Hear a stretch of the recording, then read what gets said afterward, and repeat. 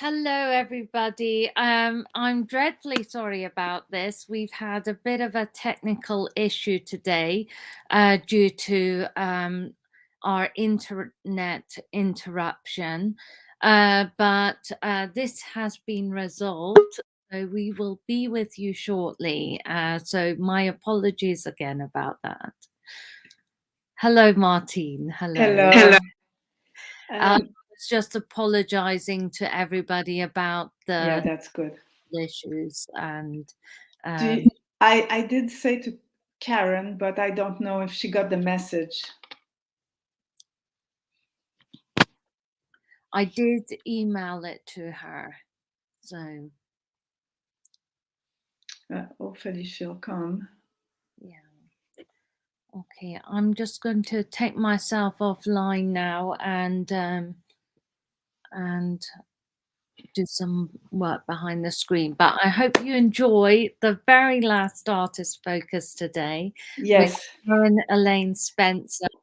And here she is now, so we'll just get right to it. Okay. Okay. Thank you, Karen. Okay, bye-bye.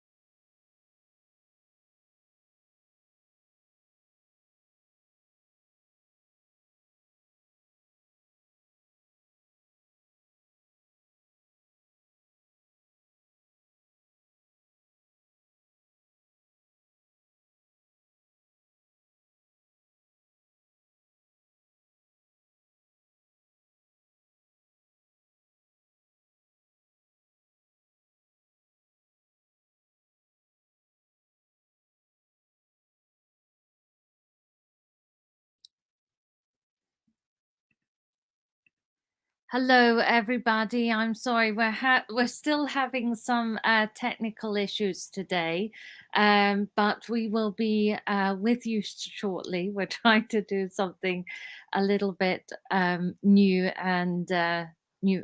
Yes, we're kind of trying to jinx the technology to make it work. But Karen, do you have your sound plugged in? Can I hear you? I Okay. can. You can't. Is it because I'm going to a different screen maybe that you can't hear? It could well be. It could well be. Yes. Yeah. But we can hear you now. So I'm Yeah. going to just put on the black screen, and if you can start from the beginning. Okay. And if you can't hear me, the problem is I can't see that you can't hear me. Ugh. I know. I'll start in the other, and then I'll come back. And if it does, and then if it's like that, you can't hear me, then we'll just forget that part. Go again. We'll go again. Okay.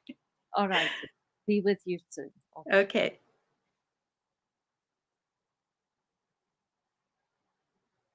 So here I am going to the other pages. So we'll see.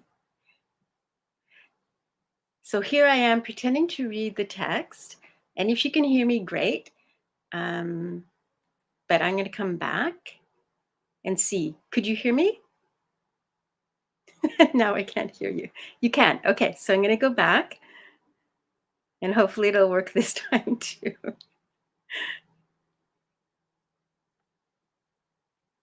The walker walks. The walker walks with words. Words inked on brown cardboard. The walker walks with black words inked on brown cardboard. The words on the cardboard are carried on the body of the walker. The inked words call out to an everybody, and yet the walker is solitary, turned inwards. The words call outwards to an everybody, but the walker is turned inwards in solitude. The words addressed to an everybody are lyrics of a song sung by a singer, a poet, a man. The man's name is Leonard Cohen, but Leonard Cohen did not compose the song in solitude. Leonard Cohen composed the song with the singer and lyricist Sharon Robinson. The lyrics composed call out to our disillusionment, to our grief. The song is not a loveless song. The walker makes a sign of our irreducible collective aloneness. The walker makes a sign of our private and incommunicable grief. The walker makes a sign of our broken and impossible love. Death is slow. Your death is ever so slow, and yet you have been pronounced dead for over a year, and your body is but bone and ash. They say death is final. It is not. Yours is not one death, but many, many, many little deaths stretched over time. Maybe one day there will be no more you to die. Should the day of your final death arrive, I imagine it will be because I, in turn, have died.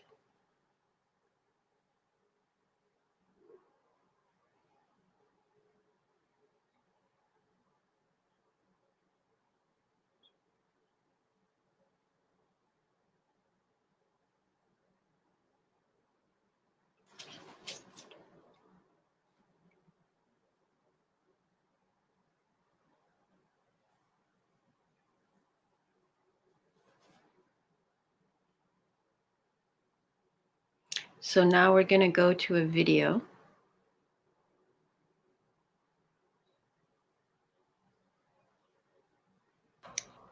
I should be recording. 1, 2, 3. Here we go. Walking. Yeah, just walking. Walking. Talking, walking. Because what else are you going to do if you don't keep walking? You got to keep walking. Otherwise you're still. And we all know what happens when you're still. Lying down or either sleeping. Lying down, either sleeping or not sleeping.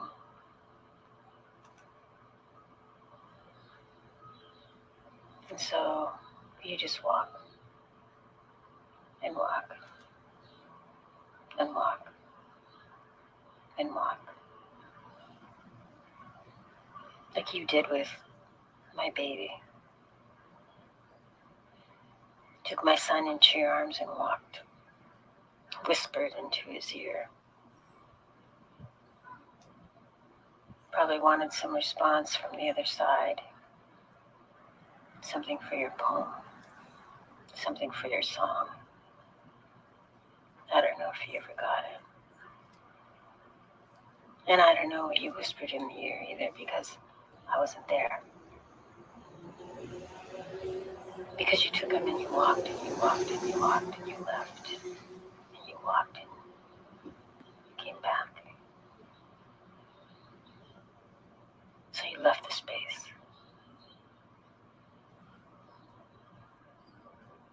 Looking for something, I think. Something we all look for. Something we all look for in newborns, because newborns are closer, aren't they? One end reaches the other end. And I guess that's where you are now. And I guess that's what I don't understand.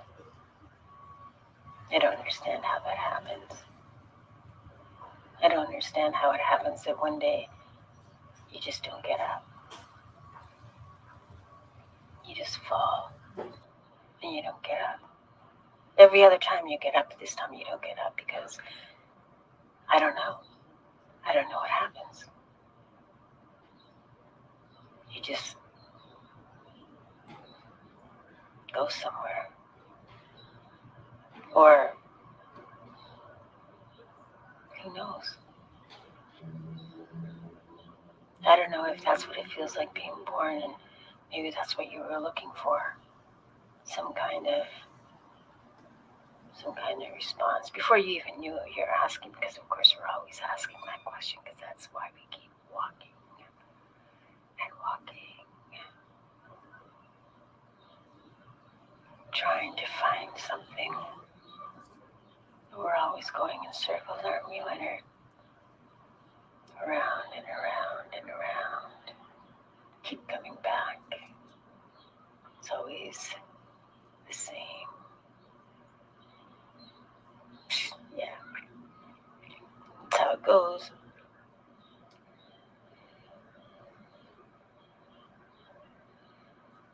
But this day, this day,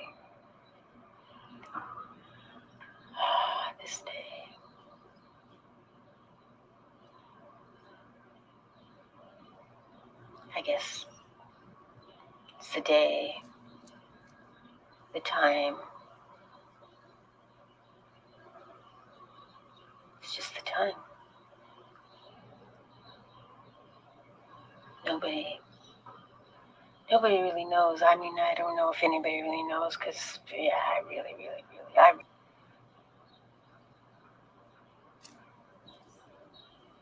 all I know is I really don't think it happens in a minute or 2 minutes or 5 minutes.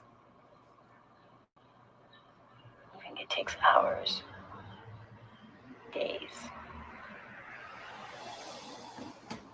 maybe until there's nothing left but bones, and maybe even then there's still something. I don't know. Just a mirage. Just some clouds floating across the sky. Somebody projecting something on them.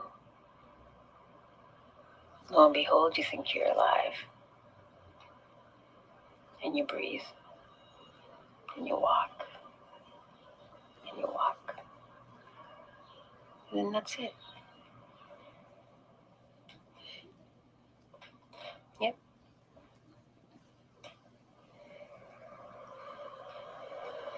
That's it. That's how it goes. I don't want to say and everybody knows, because that's your line. It's not my line. I might steal it, but it's still not my line.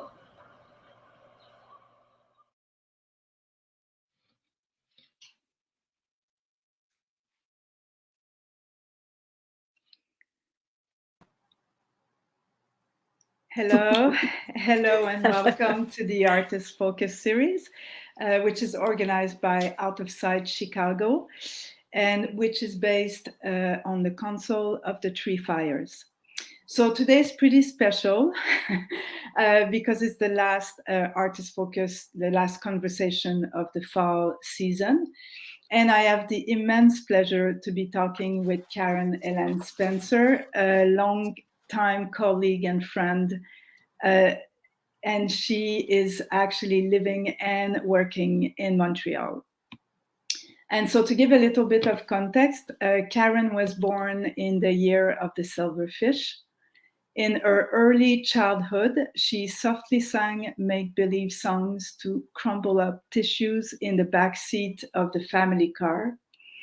As a teenager, she runs away from home to study the fine art of forgetfulness.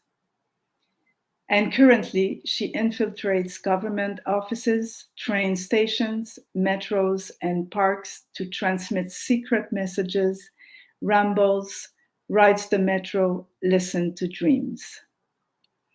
And during our conversation today, we're going to focus on two of Karen's most recent projects, Walking with Cohen, the video you just witnessed, and Moving the Charter. And we will also address the subject of limit of presence, the one that can make feel even briefly an absence, and how in this absence, presence is called to exist. Karen, thank you so much for inviting, for accepting our invitation, and for your patience with the technical problem today. No problem. Thank you for inviting me. Yeah, it's a real treat for me to be talking to you and, you know, reconnecting in our during our exchange. Yeah, that was great. Yeah. So I want to start because there's something you said about your practice that I find really interesting to bring up today. You say, I engage in a traditional studio practice that moves into the public arena, and a public performative practice that moves into the studio.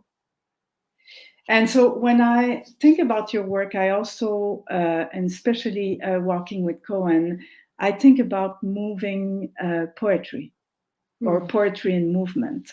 And so could you talk to us about these processes and also your relationship to words in your work? Oh, so many questions. I know, we don't like that. We can just talk. But I'll start. Well, there's so much that one could say. I think there's often some, like, the difference between, or how I say I move my studio into the public, in the public into my studio, is I was thinking of a previous work, and how it seems that part of what I want to do is not have this intimate private space enclosed within the intimate private space, but to bring that out into the public. But often in a way that is sort of marginalized.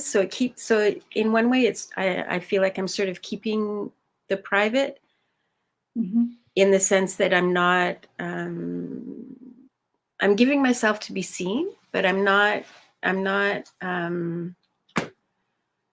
in this particular, in the public, I feel like I'm more like, I want to catch you, but I don't want to, like, demand that you see me. So often the public works are private, and then the more it's almost inside. It's almost at the border of the visible. Yeah. Mind you, with the cardboard, we do see that something's going on. Yes. Like,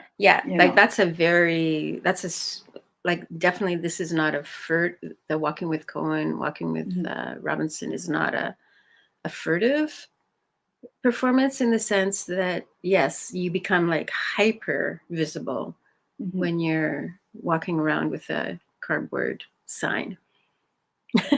And that was something you wanted for this project?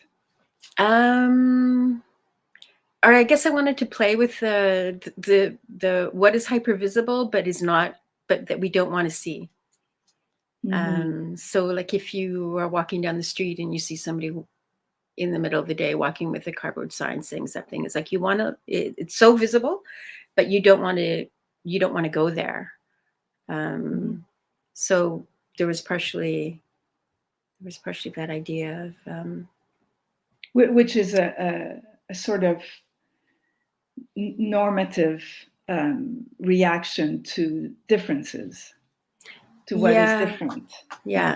And also just trauma, because usually when somebody is walking around with a cardboard sign, it's a sign of some kind of what we would consider, or what mainstream would consider, as some sort of sign of discomfort. But me walking with the cardboard so I primarily choose times of the day when there's not a lot of people. Because of that, because it also doesn't, if I wanted to have it exist in the space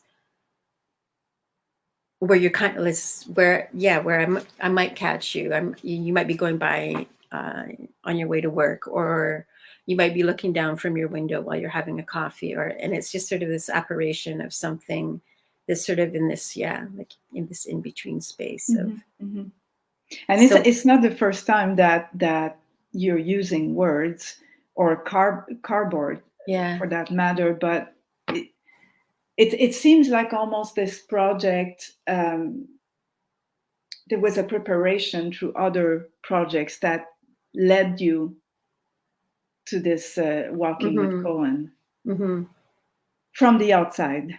And for sure the project, as you know from your own work, often the seeds for projects start like years and years and years and years and years in advance of, and what brings it out at a certain time. Often it's not even it's like maybe something was blocking it earlier, or the video, for example, was responding to an invitation to present a video at a conference at UQAM. That was so there was like this opening, and in that opening, this is what happened. So it's sort of like you have these projects underground, and they're like fermenting, and eventually there's something that will allow it to come out. And depending on where it comes out is it's directing the nature of the project, in the sense, if this had come out earlier, I think it would have been radically different for me. So even though they're fermenting and they're there, it's like the moment that they erupt really colors what is happening.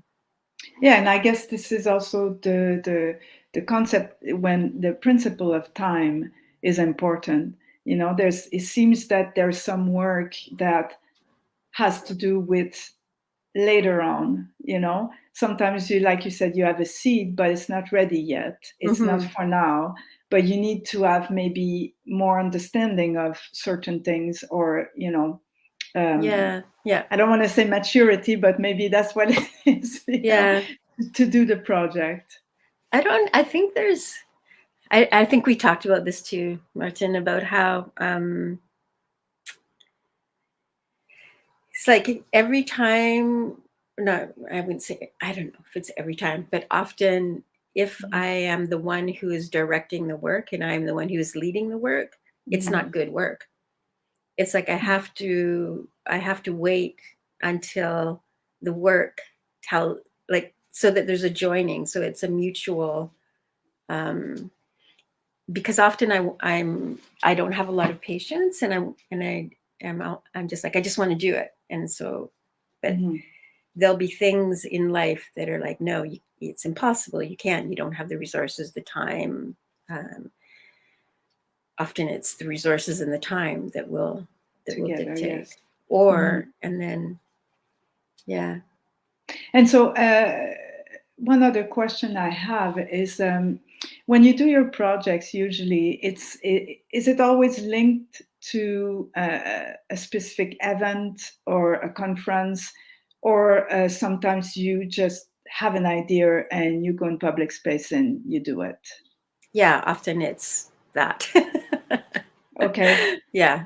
And so then how do you function? You have transcription, and after that you share in some events?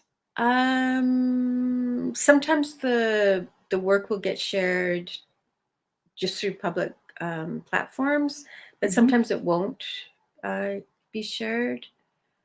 That's interesting. Sometimes later on a text will come. I'll write like a little compte rendu of it. And sometimes also it's the work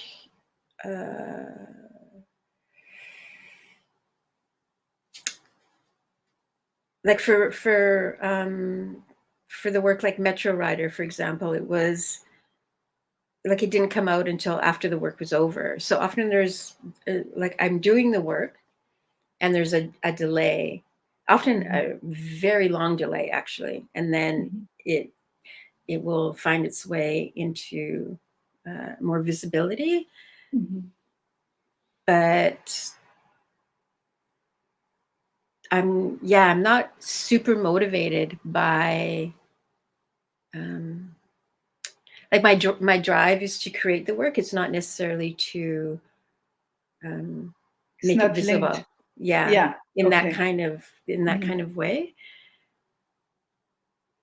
Yeah, Well, that poses a big question about the validation of the work. mhm. You know, it's something I think about often, as well as working in the public space. You know, if you don't have a set audience, an invited audience, and nobody sees you, then Mhm. you know, how do you validate this work? Through Mhm. its transcription, but maybe sometimes there's no transcriptions, Yeah. as you said. And so not, and I don't think, I mean, it's funny because I guess because I do come from a studio practice, and I know there's tons of work that you do in your studio that nobody will ever see, and that you're grateful nobody will ever see. But and you can work on something for years and years and years and years before you'll ever present it in that kind of context.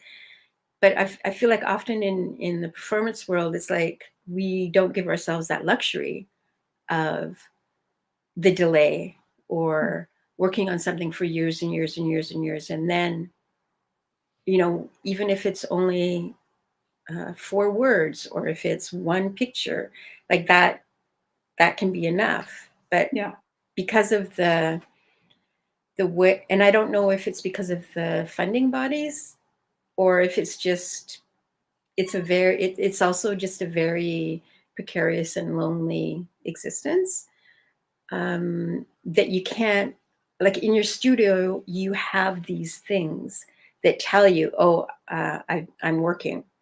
But when you're working in more of a ephemeral way, you don't necessarily have even that validation for yourself. And so maybe that's part of it too. It's like we need, I remember when I was doing, the dream listener work, how taking the photograph of the dream in public space became a way for me to validate to myself what it was that, and that you're doing something that, like that you're not crazy, that this actually is a thought out procedure of sorts. So, and why do you think, because you say about the, you know, and that's not the dream listener, but anyway, this is another one. This one. But you say, you know, in performance, it's not like, obviously it's not like the studio practice where you don't have this time to reflect. And what do you think is that like? Is there like because there's often a pressure to because we're live, is it, you know, we have a pressure to show something, to conclude something, to arrive to a conclusion at one point? Well, I think I do think it is partially because of what the sense of like in your studio, you have the physical trace of the marks, or even if you just do one thing in your studio, you go back and that one thing is there. But when you're doing your performative work, it's like you can really, really feel as if you do not exist. And I mean that like not in the sense that you don't exist for others, but in the sense that you're a ghost, or that you are not there, because you might not have anything pushing against you to give you the boundaries of where you are. Right. And you're not necessarily in your space. You might be moving through a space, Mm-hmm. and things so are I think moving through you. Yeah. I think that's why, like why when you're walking along a beach, often you'll stoop to pick up something physical and hold it in your hand, like Mm-hmm. a rock or a shell. Yeah. Yeah, I think there's partially that can happen with the type of performance that you engage in, or that I engage in, where it's not linked to a specific audience, a specific time. You're very, very, very much alone. Mm-hmm. And then if you choose to work during a time of the day when you're alone, or your work pushes people away, Mm-hmm. or is completely invisible. Yeah, because people are pushed away, even though they don't know what's happening, they do know something is happening. And sometimes it's just the way we can look. We look at things, the attentiveness, the presence. All of this is something that people understand. I believe that. But you're right. Also, I think there is just there's and we have bodies. We need to eat. We need to like house ourselves. We need to exist in the world, and so you need to have money, and to get money you have to prove that you are doing something. And to prove that you're doing something, you need, so far, like currently anyways, you really need I find it actually quite incredible how image-based the jury system is when it comes to performance practices. Yes. That you really need to have an image, and as every performance artist knows, like the image is not the performance. You can have the most amazing image and a crap performance, and the inverse as well. You can have an incredible practice of performance, and your images are just like really bad photos. Yeah, but the jury will decide based upon. And I remember you said about a video. It was a bit blurry, and you said, well, actually I like it like this. And it's often what I also have as a comment is like, yeah, it's blurry, this image is blurry, but it actually it transports something of the work. Something essential. I don't know if it's a movement, or it's because it's not about you as the center. And also, it's just not this. Are you making a video, or are you performing? Yeah. Are you performing for the camera, or are you engaged in the experience else? Yeah. And if you have 3 cameramen or 3 camera people following you, then you're doing something different, which is fine, which is great. Like there's amazing work that's done for the camera. But for this particular work, if it had been like a high production, it wouldn't have been that work. That was my son with his cell phone. Yeah. And then the audio was just me talking into the phone to my son. So it kept that sense of intimacy also. Yeah. That if it had been something else, then that's fine too, but that's not what I wanted at that particular time. Exactly. But also your work brings a certain awareness about humanity. In general, your work, not only this specific project. And also it touches on the different inequalities and injustice that are spreading in the world. But yet it's not completely activism. To me, when I look at it,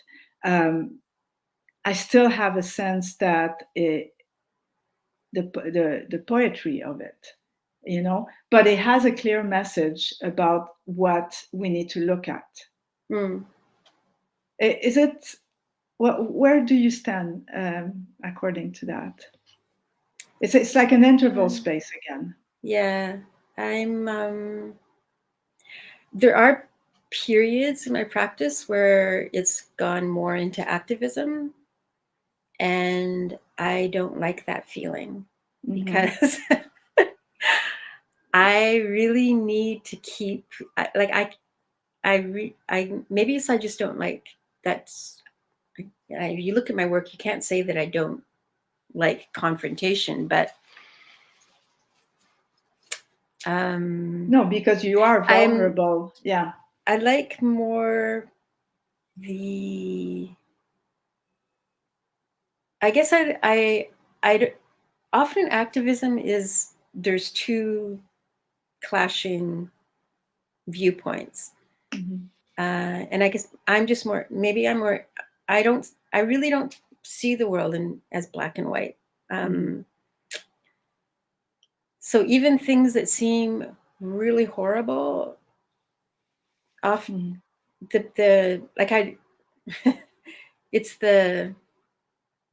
tend to think of it as like, well,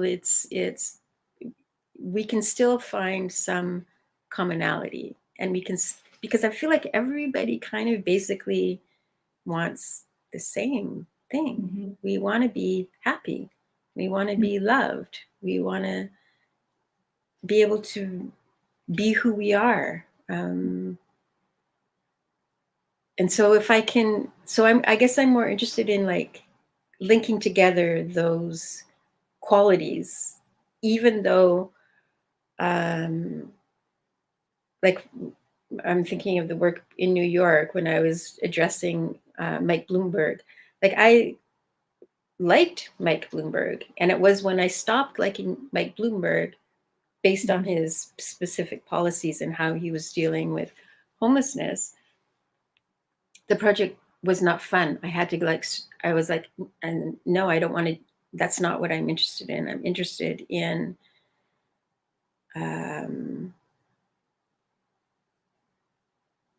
speaking with the person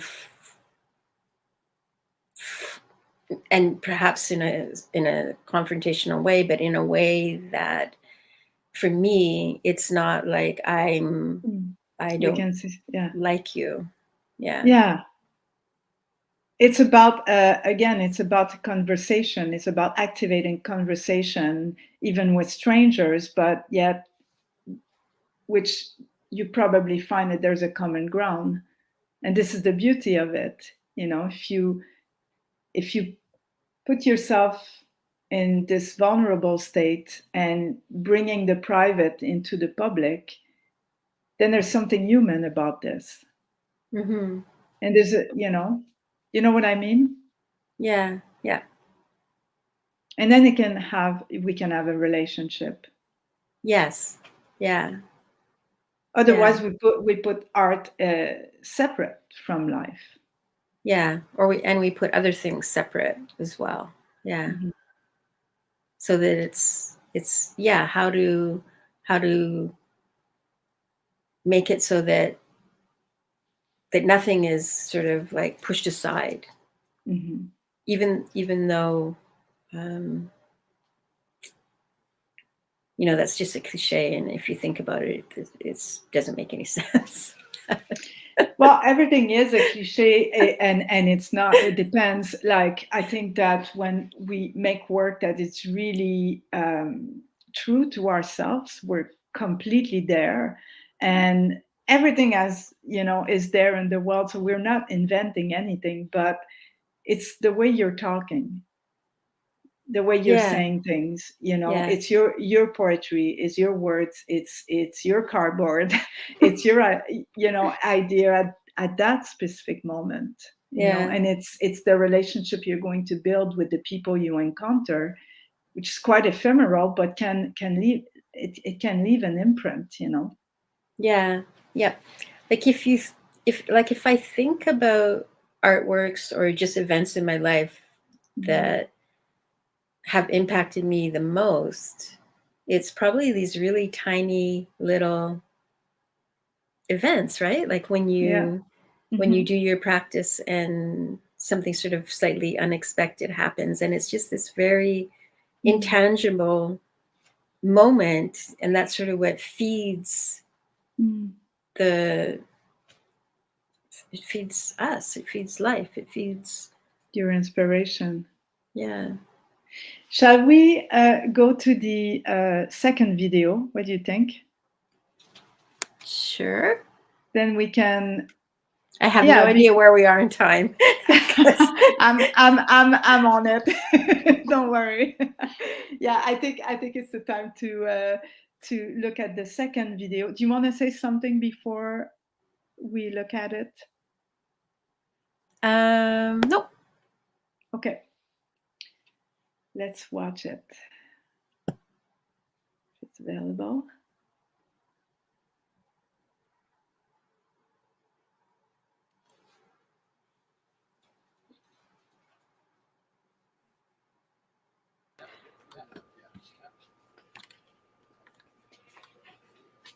There we go.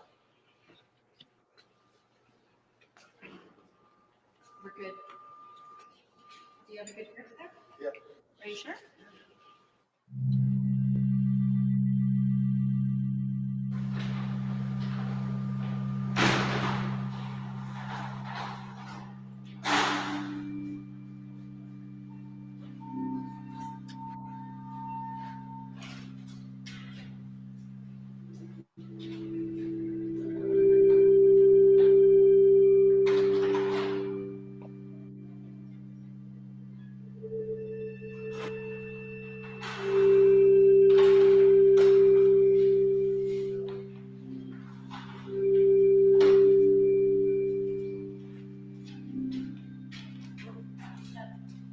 Every person, including every you, And every me,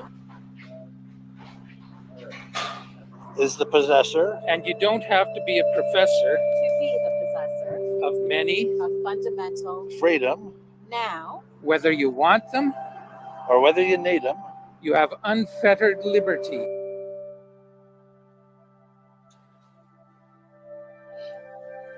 To write or speak, poetry, sweet poetry.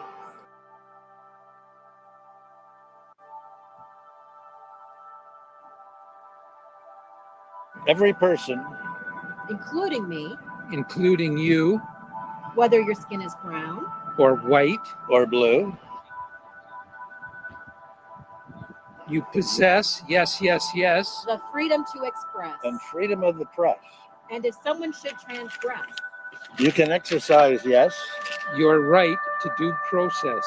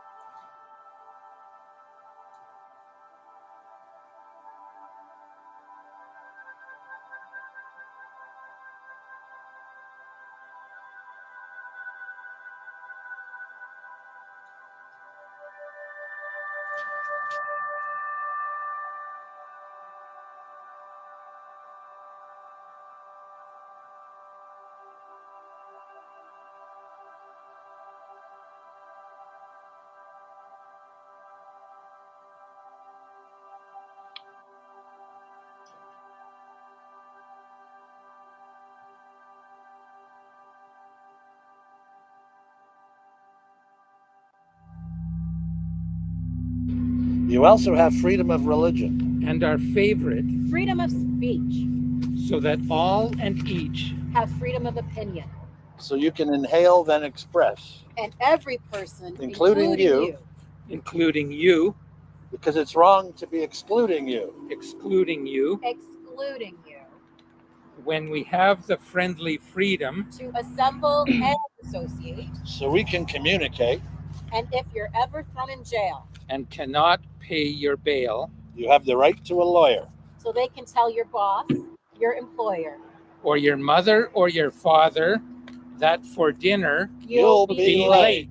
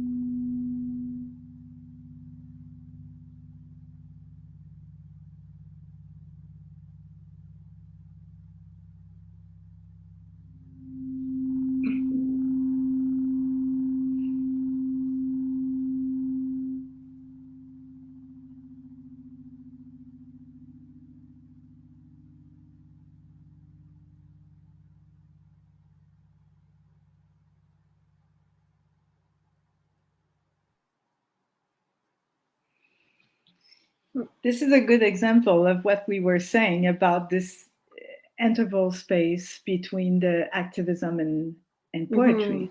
Mm-hmm. Yeah, you call them also the charter poet. Mm-hmm. Yeah, that's the name they gave themselves. Okay, that's good. So can you talk to us about this project a little bit?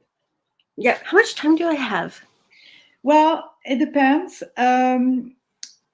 I feel that we can't cover everything, but let's say we have about 12 minutes and then questions. Okay. So the law. This is It's a big subject. Yes, this is the Quebec Charter of Human Rights and Freedoms, which is an incredible charter, like very extensive, very beautifully written, and maybe not super well known. And then we have the laws of municipalities or the feds or the provincial governments. And the charters were essentially like made as a way to address power, government power, or Right. So I became very aware of my position in relationship to what we would call public space, and how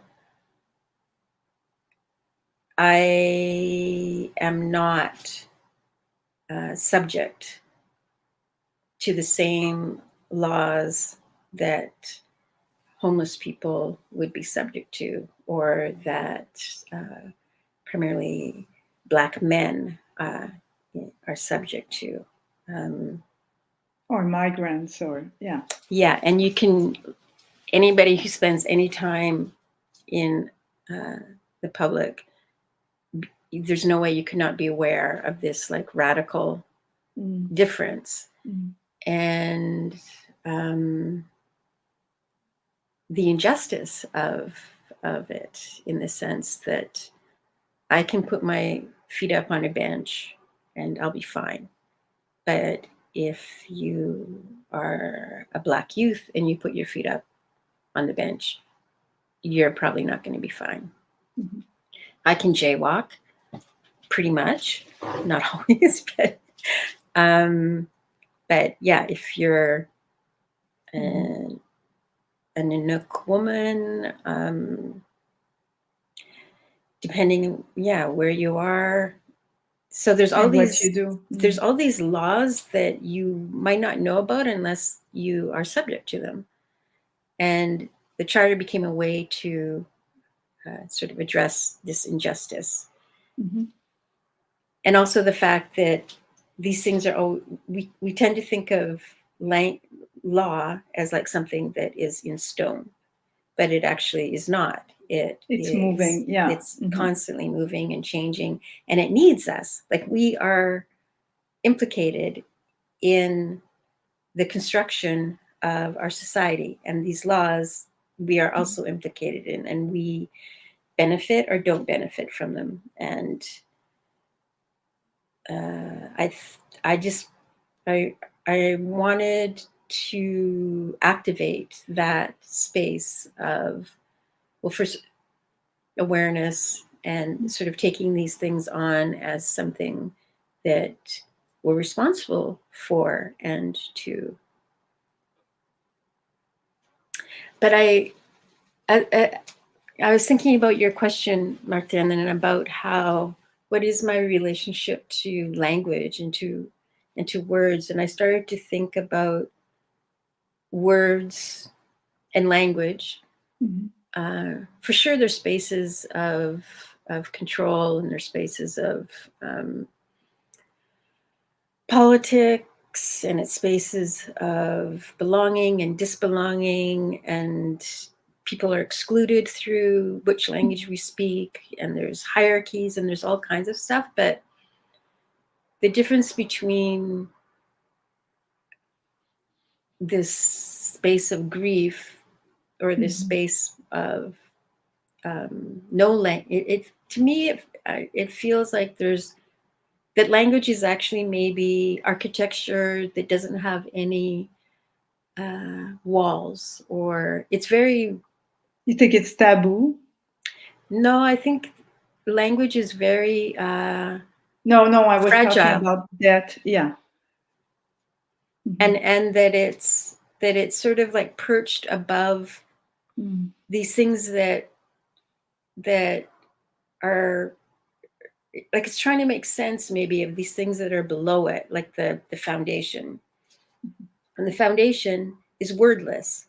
And we've built all these words to try to address this foundation. But in fact, the words are like, it's our tool, it's our method, but it's not very very accurate. Often not. Yeah. I feel that poetry has that way of making the materiality of language. Yeah, and in an earlier conversation that we had, you also talked about how we are performed. Yeah. It makes me think of that. It's a bit of a resonance of that.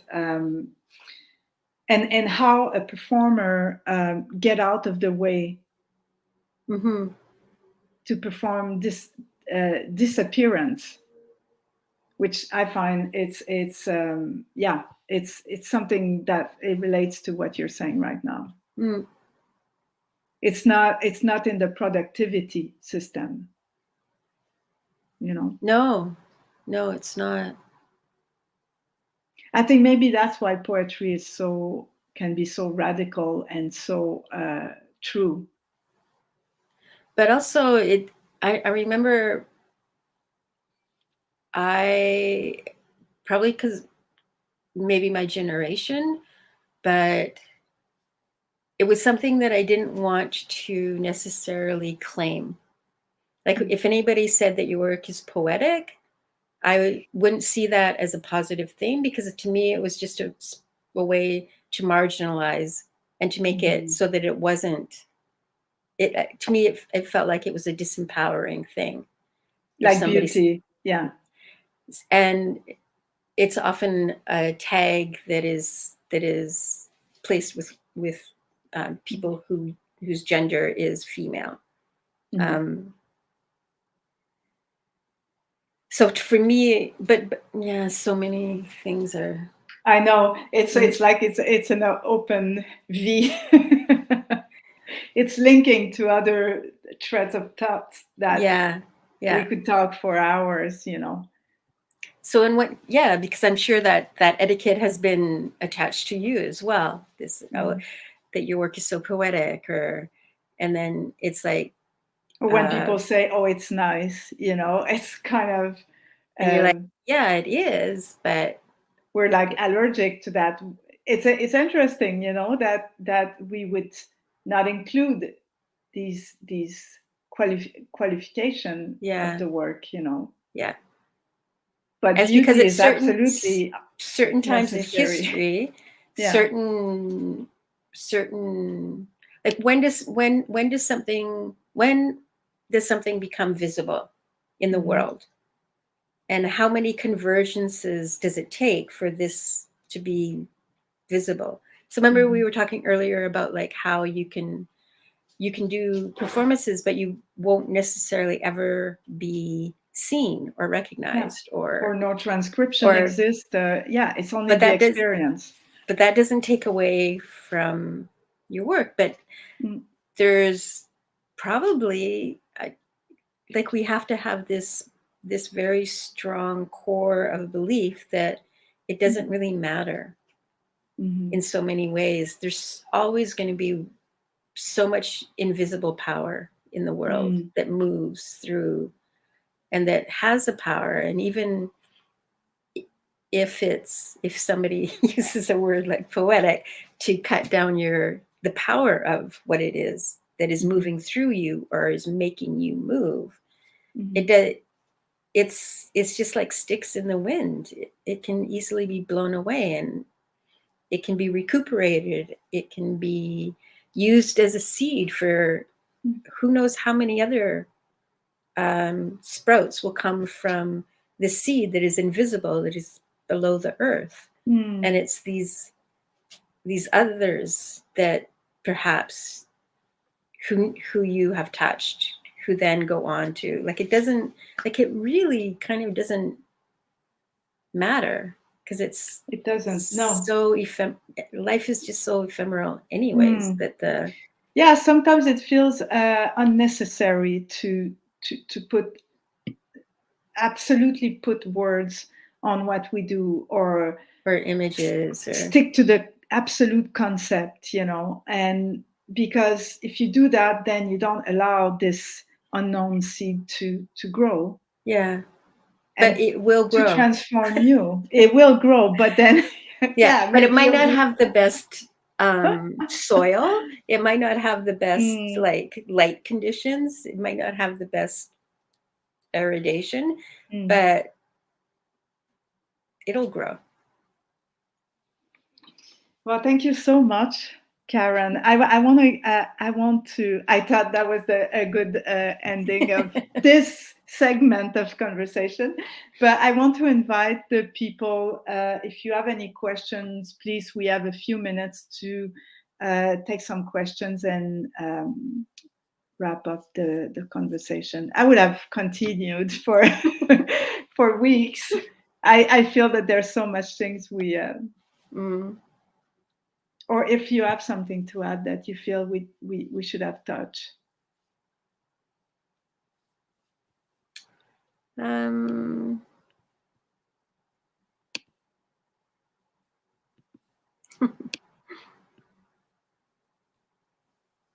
It's not, it doesn't, we don't need to add anything, but no.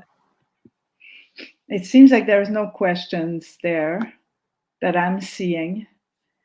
So the thing is, we're like on different channel. Oh wait, yeah, there's one.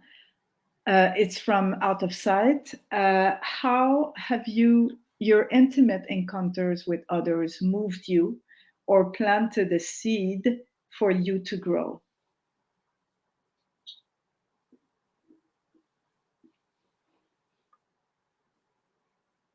Right. I kind of think that's all there is. You think? I think that is kind of what moves us, is these intimate encounters.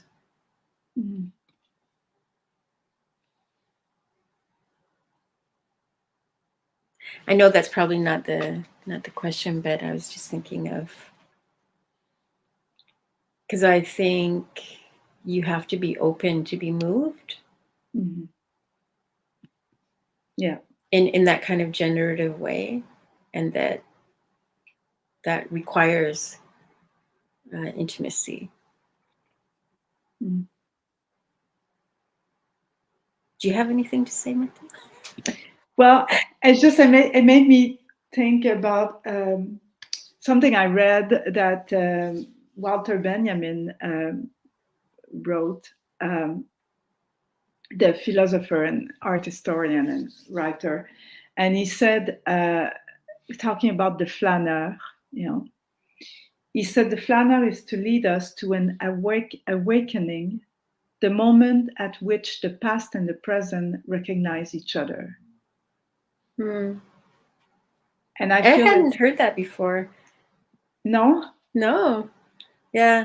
Well, living in the area I live, I'm actually in the region where he ended his life and did all the journey through the Pyrenees. And so I've been, a bit obsessed. Yeah. Obsessed with this, not specifically his story, but the story of all the people you're talking about, the inequalities and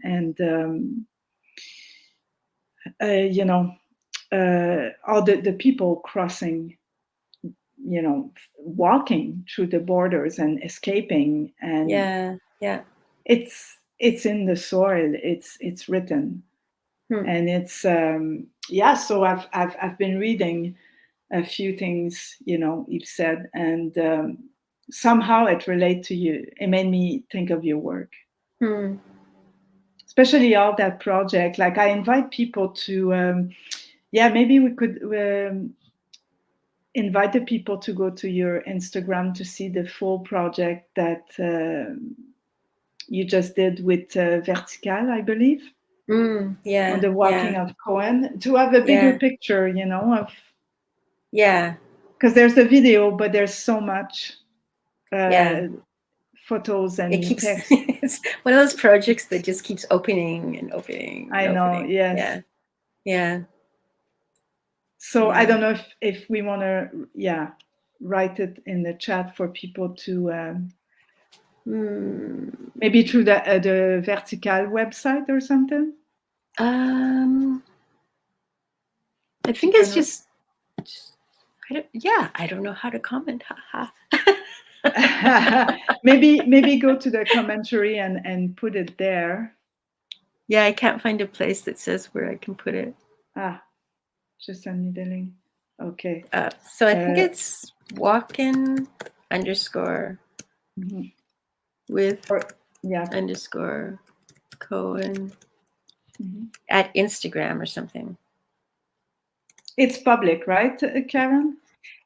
You know what? Is Instagram public, or do you have to have an Instagram account? Well, I'm not sure if it's through the Vertical, Vertical being an art center for people not aware of this center, but Vertical for sure is public. I wonder if it would be public in that sense. It's something to think about. Yeah. Anyway, because I always assumed that anybody could access Instagram. You do need to have an account. Yeah, I guess I've been on there so long I had forgotten about it's true. the firewall that I put up. Yeah. So is there any other questions? We can see the link there for people who are interested to follow the project. I highly recommend it because it's I've been really drawn to it, reading everything. And also all the images. Best audience ever. Groupie. So I think maybe there's no more questions. So I want to thank you very much, Karen, for your time and insightful. Oh my goodness, thank you for having me. Yeah, and thank you so much for your work. It's fun to think about stuff too. Yeah, it's important. I think this conversation, that's what I really like, the artist focus.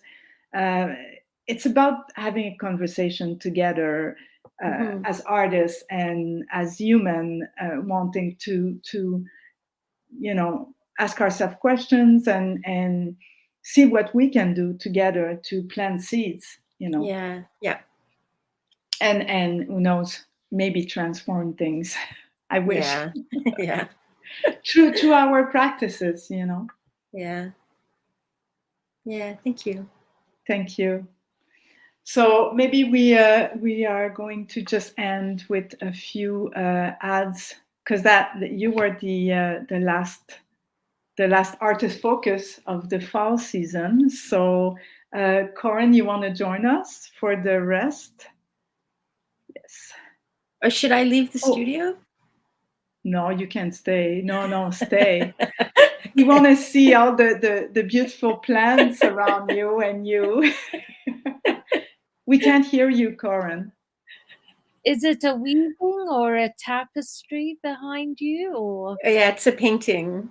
Oh. Yeah, that's the Venus of Willendorf. Oh. There was a Venus somewhere. Thank you so much, Karen. It's a real treat to learn about your work, and what an amazing conversation about visibility and invisibility and these borders, and how text is employed in your work. So thank you. I love this idea of the studio going in and out to private as well. Also thinking about that, when you're doing actions, you are your own movable studio in a way, like the charter, it's something to always have in mind, that, and this is also very humbling, when you're in the public space and you're a moving studio that nobody see, or very no, very few people are aware of. And but like you said, I really like what you said about it doesn't disvalue the work. This is the work. Yeah. But we live in a world of gratification through images and through titles and standard. And so this is the opposite. Yeah. And the thing that I like about it too, sorry if I keep talking, it demands or requires the other to have faith. That you are doing this thing with thread, and even if they don't see it, and even if they just hear it, it totally transforms your relationship to everything around you, because then you have to believe that people everywhere, not just you or me or Karen, but everybody is doing this work. But it's just we just have to, and then we see it, and it's beautiful. Yeah, it's about being present.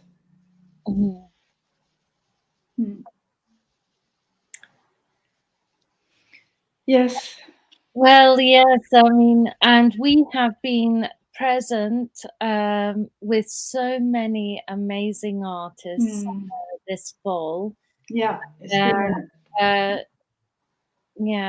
it's been a real treat. We started the Artist Focus in Switzerland with Claudia Bucher, and all of these Artist Focus live in the Out of Sight archive on YouTube. So please take time. Every program is an hour long, and we try and stick to that hour. I know we had a few hiccups today, but they're really fascinating conversations, each and every one of these broadcasts. And if you dip into them, it's really, hopefully expanding the conversation around outdoor public performance art practice, and ways of creating socially engaged work in public spaces, in rural places and within the city. And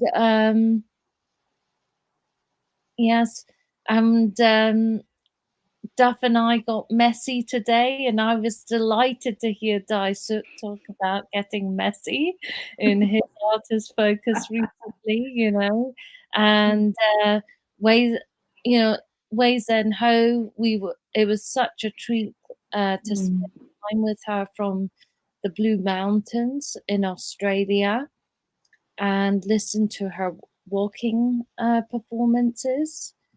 And again, last week, we were just in Tel Aviv. It seems like yesterday. With Kinneret, and again, thinking about this relationship between the body and text, and how that connects with Judaism and through language. So that was really fascinating to hear her talk about her studio practice as well. So yeah, you guys have done amazing work. and, we end today by the water. Yeah, that's excellent, and I feel that this conversation we had today is a necessary conversation, and a necessary practices. Infiltrating practices are not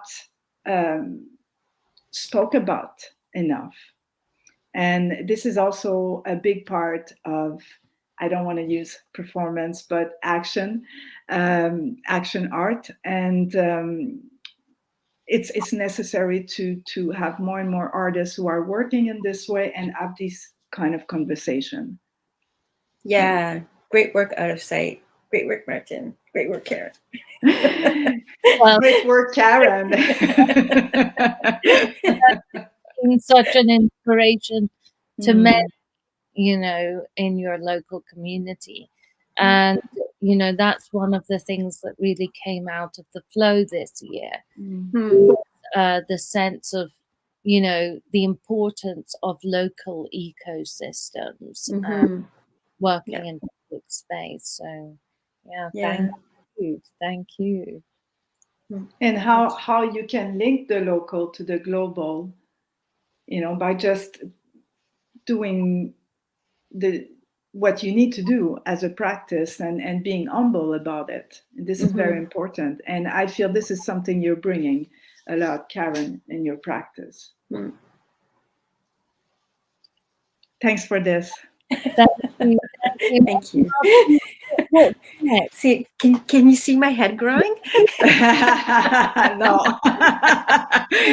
I go the hair, not the head. Too old for this. and so next, I guess it's February, we start again, Corinne? Yeah.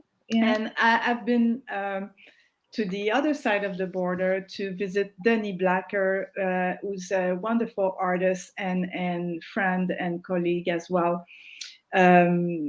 who's working on synchronicity and telepathy. And so she lives in a village in Catalonia. And so we've been visiting her in her garden, where everything is growing. Really, it's crazy. And so talking about how to hold the space and build a space for being independent of the institution that's already established, and supporting one another. So it's going to be interesting. I'm just trying to put the image with the sound. We'll see how it happens, but it's somebody I really appreciate the practice as well. So this is coming up. Yes, and we have planted seeds with lots of other really incredible artists who are working in outdoor contexts. And so do join us in the spring. We're also plotting Flow 2023 as a hybrid symposium that will happen in 4 locations around the globe. And so thank you for joining us today. And yes, do tune in please, if you've missed any of the broadcasts, please tune in. It's an amazing conversation. And thank you, Martine. Thank you, Corinne. I want to also do a big shout out to Bo Coleman, Ika Trinks, and Marilyn Arsen.